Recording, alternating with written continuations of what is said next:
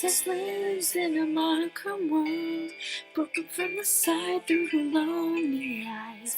It reflects the ocean and stars, but her cry echoes around. Simple loss of love in her heart, making this hoary tale alive. With the sorrow's tender embrace, this was never meant to happen. The light of the day. You don't have to stay.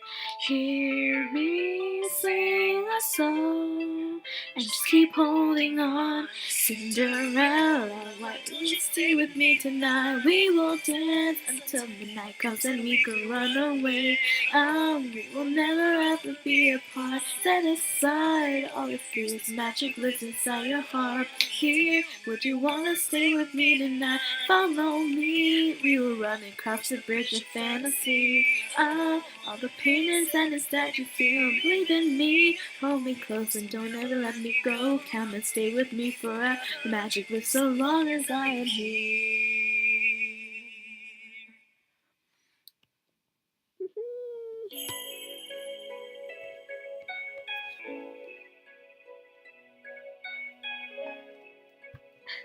That was fun. Hey guys, this is Scarlet Clover, and I'm back to Cinderella Phenomenon. Yay! So now for the second part. I'm sort of prepared for the heartbreak for the next scene, and let's see if we can finish the prologue for today. So let's do this.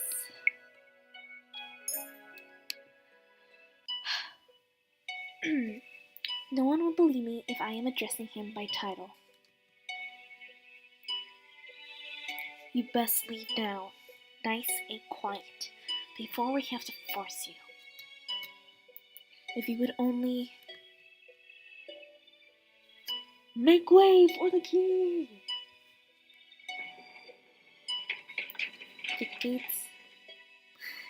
The gates swing open and 3 horses trot out.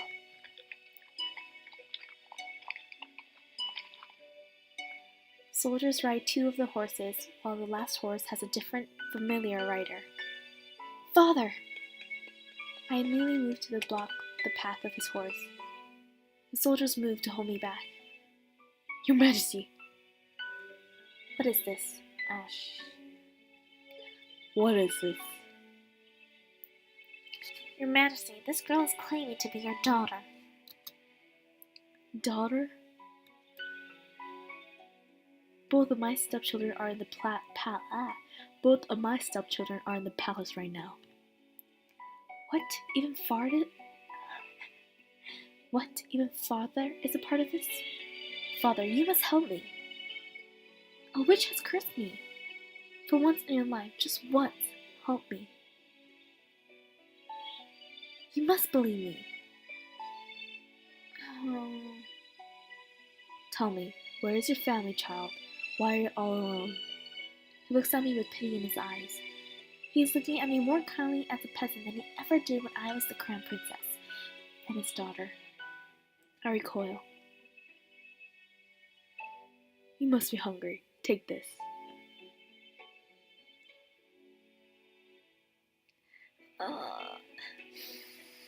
Okay.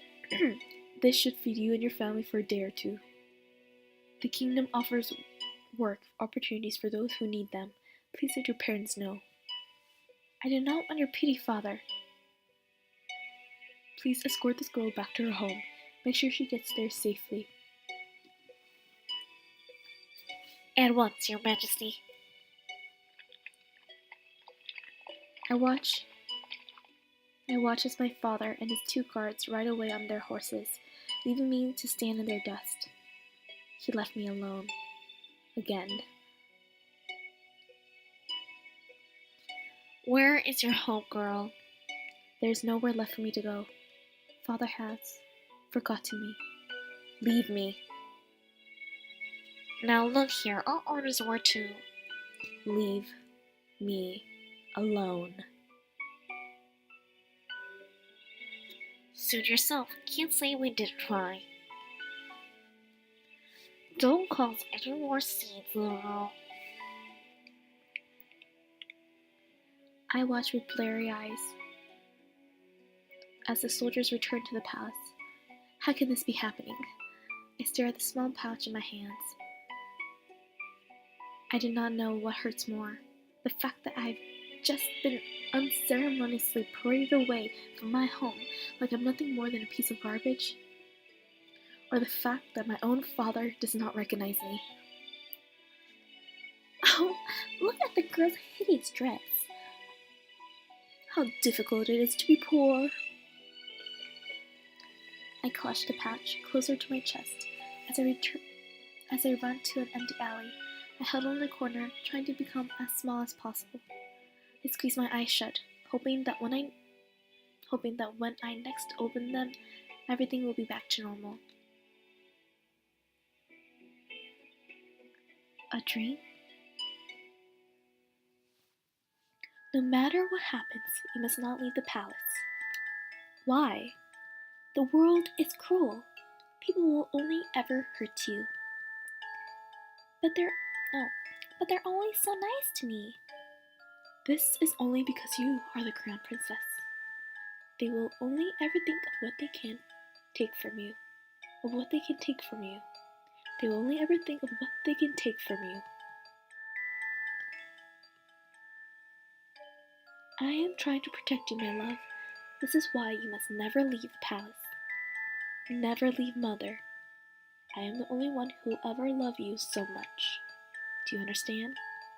I understand.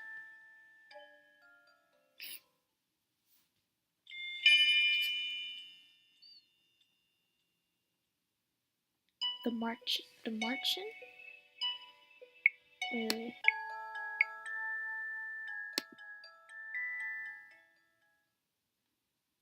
Chapter 1. The Martian. Okay. Oh, we finished the prologue. Okay, we're in chapter 1. That's nice. I should have finished it in the other episode. I didn't know. Oh well. Let's continue. When I open my eyes, I'm still on the streets. I must have fallen asleep. But the nightmare continues. I am cold in my rags. I hold myself for warmth, laying some of the cold away, but fail. My feet are numb and in pain, caked in the dirt that I have gathered from walking barefoot around town. Well, there's a frightful sight. Beggar probably thought she can try her luck with the nobility that live around here. Just look at how ragged she looks. What are you looking at? At two women that lack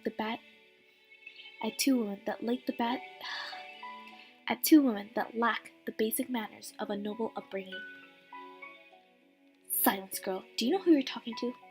No, and I don't care. What nerve! Let's just go. There's no reason to stoop to a commoner's level. I will remember you, and once I break this curse, I'll make you regret your words. I become acutely aware of the fact that I have not eaten anything for almost a day. I've been sitting here thinking on the new mess that is my life. By moping around will not break my curse. Crying will not help either. I should find that witch first, but how? I have no idea where she is. Delora, I swear I'll make you regret doing this to me. When I find you, I will find food first. Is this all the king thinks I am worth? Leave, girl. Okay, besides the main characters, I think I can't do really deep voices because they sound the same for all the guys. So I'm going to just go to like what I did for the guards and do low, nasy guy voice. So here we go. Leave, girl. A dirty peasant like you have no place in this restaurant. But why? I can pay. Find another place. You're scaring away my customers. Am I not a customer? Shh. Shoo, there's nothing for you here. He just swatted me away like a fly. That nerve. Sensing this will get me nowhere, I ball my hands into a fist and walk away. I get the same treatment at the next 3 restaurants I try. I am treated as something less than dirt, like my money has no real value. I am the crown princess. They have no right to turn me away like this. I have been eating stale bread, aiming to keep the hunger at bay. The bread barely helps. Out of the corner of my eye, I notice a small bakery. There are croissants on display that make my mouth water. Slowly, I begin to make my way over there. Ow! My feet ache with every step. They look and feel even worse than before. If only I had enough coins for a pair of shoes. But food is more important. If the rags I am wearing and the pouch of money are all that I have, then I need to prioritize. And I will die before I beg. 2 croissants. You'll need to pay, girl. You'll need to pay, girl. There are no free handouts here. I take a coin from my pouch and I hand it to her. This should be more than enough. The shop owner stares at the coin before she reluctantly takes it. She hands me 2 croissants in a paper bag. I will not ask where you got those coins. Are you implying that I stole them? How else would a beggar like you get that amount of coin? Now be off with you, child. I won't have you scaring away any other customers. Without another word, I turn and start to walk away from the woman. So this is the goodness of the people of Angelia. I take a bite out of one of the croissants, cringing a little at the dryness. Hey girl! What now? We saw you at the shop. Want to share how you got your coins here? Excuse me. Look at her, brushing herself like she's royalty or something. Let me go. You ain't no better than us. Now be a good girl and hand over the pouch. The man on my left grabs at my pouch and attempts to yank it away from me. I will not let these brutes take anything from me. I elbow the man in the stomach, then aim a kick at the other man's chin. I have an opening, and I take it. I pull myself free and I begin to run as fast as I can. Hey! Hey! Where do I go? I'm not familiar with the streets at all. It's highly likely I'm just going to hit a dead end. Where should I go?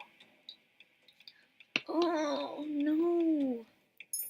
I don't remember this.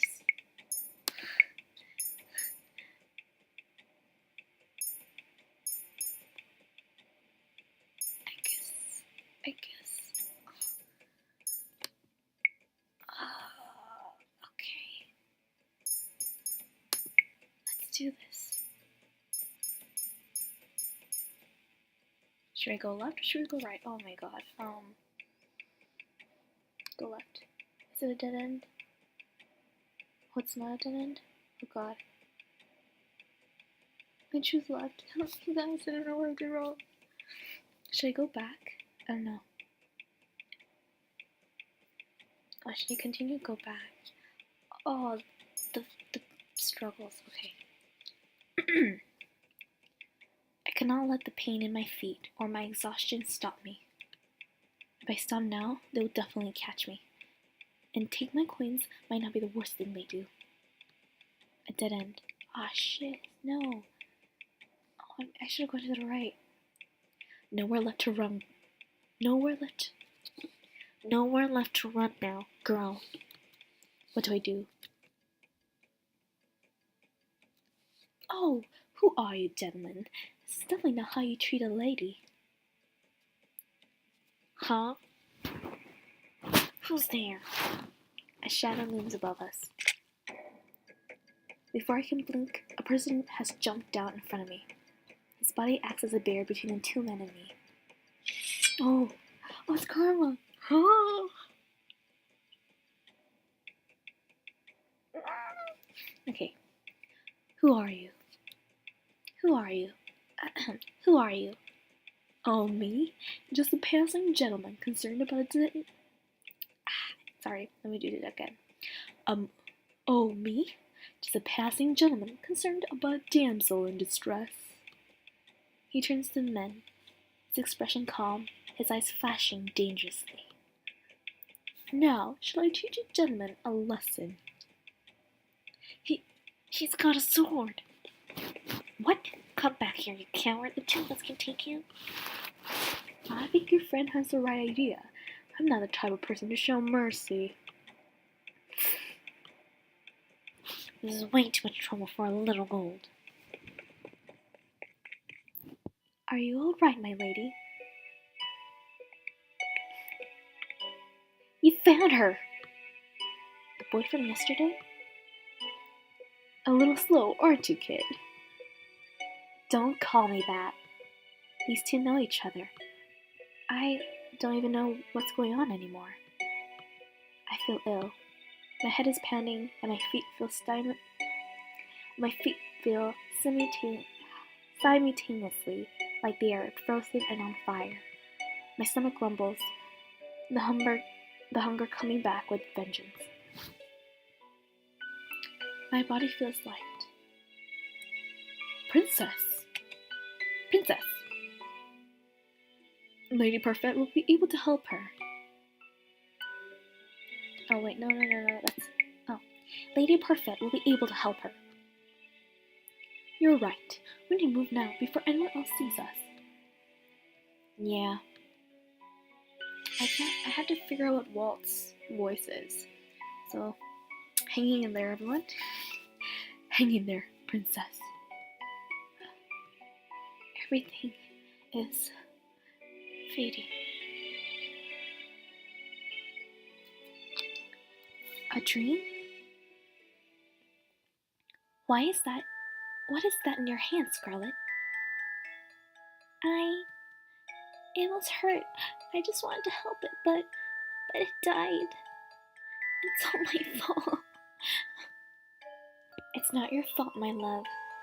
It died because it was weak. But this is the world, Scarlet. Only the strong survive.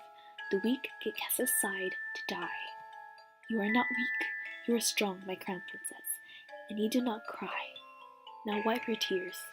I do not want to see you cry again. Do you understand? Yes. Now get rid of that thing and wash your hands. Do you not hear me, child? Yes, mother.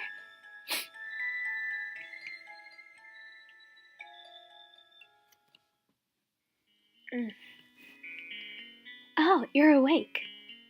Where am I? Oh,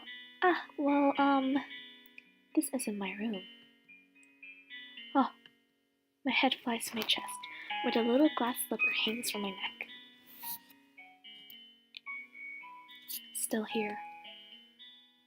Are you okay, miss? This girl is the maid that tore Dolores' dress, the one I fired for her clumsiness. Miss? To think that I would meet her again here, like this. Leave me alone. Right, of course. Here's some salve. Salve? Salve. How do you pronounce it? Hopefully. Here's some salve I made for you. It'll help with the pain. Now what? Haven't thawed at all, have you, Ice Princess? You. Suddenly there she is. Dolores stands before me with a snide smile, looking happy with herself. She's the cause of everything I have been through. All the pain, heartache, and hunger. It's her fault. I try to stand, thinking to give the witch a piece of my mind, but as soon as my feet touch the floor, pain shoots up my legs. I end up falling back to the bed. Ow! You should be more grateful to that girl you just scared away. She's been taking care of me for the past 2 days. 2 days? I've been passed out for 2 days. I am suddenly vibrating with anger. Remove the curse. Now. Huh, do you think you can just command me to remove the curse in your best princess voice? Oh wait, that's her best princess voice. Wait, back to it. No. Remove the curse. No. Let's do this again. Remove the curse. Now. Ha! Do you think you can command me to remove the curse in your best princess voice? I tried. What do you want? Gold? What I want is worth more than all the gold you can summon in Gilead, princess. Besides, having read your fairy tales, the caster cannot take the curse back. You need to focus on breaking the curse yourself if you want your life back. Mother burned the books before I could read more than 1 or 2 of them. I did not think either involved curses, just genies and training away your voice for legs. Ah, it's good that you're awake, princess. Perfect. Should you really be up and about? Don't fuss. I'm feeling much better. Are you a witch as well? Oh no, my name is Parfait. I'm a fairy. A witch and a fairy in one room, being friendly with one another? Impossible. Oh, look at her face. You weren't expecting that at all, were you, princess? What is going on? I am sure you have many questions, princess. How do you know I am the princess? Don't be silly. She's a Oh. I'm sure you have many questions, princess. How do you know I am the princess? Don't be silly. She's a fairy. Of course she knows. I promise we'll do our best to answer your questions. I don't even know where to start. What would you like to know? Okay, I have a feeling we're going through all of these, so I won't do a save. Let's save just in case. I don't remember much. Okay. Let's do this.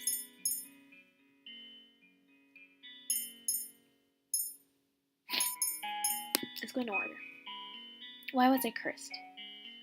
Seriously, you really going to ask that? I wouldn't have asked if I knew the answer.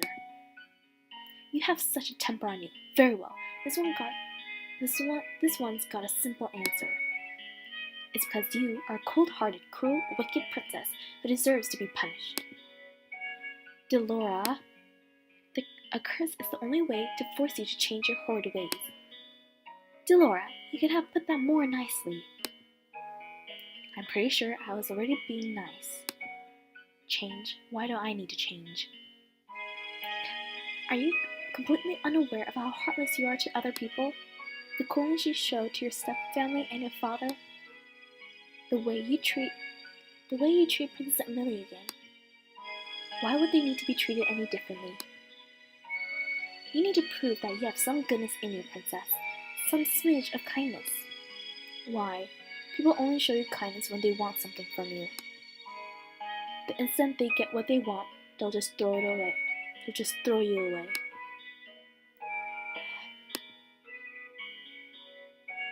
What else would you like to know? How do I break the curse? The necklace you got there is one of Cinderella's glass slippers. To break the curse, you must get the second slipper. Complete the pair. And how do I do that? By doing 3 good deeds. What? It's a very easy thing to do. At least for someone who knows how to be good. 3 good deeds? What does that even mean? I wouldn't even know where to start. Take heart, princess. Goodness is innate in everyone.